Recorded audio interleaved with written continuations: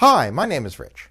Have you ever planned something, have everything execute exactly the way you planned it, but somehow it didn't turn out the way you envisioned? For example, sometimes a party can go perfectly, but it wasn't fun, which is actually what we wanted. Getting the outcome we want often requires adjusting more than planning. And in our story this week, Jesus tells us to be dressed for action. In the Greek, he literally says to have your loins girded. To gird your loins is to tie up your tunic so your legs are free to move. Now, what can impede our ability to move? One of them is actually resources. Jesus says, where your treasure is, there your heart will be also. Our treasure doesn't move to where our hearts are. Our hearts move to our treasure. In that sense, our resources might not propel us forward. Our treasure can be an anchor that keeps us where we are.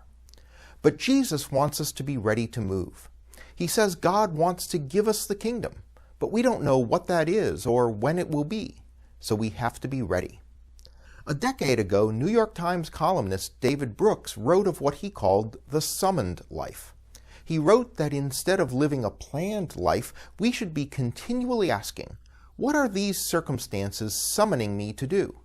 What is needed in this place? What is the most useful social role before me?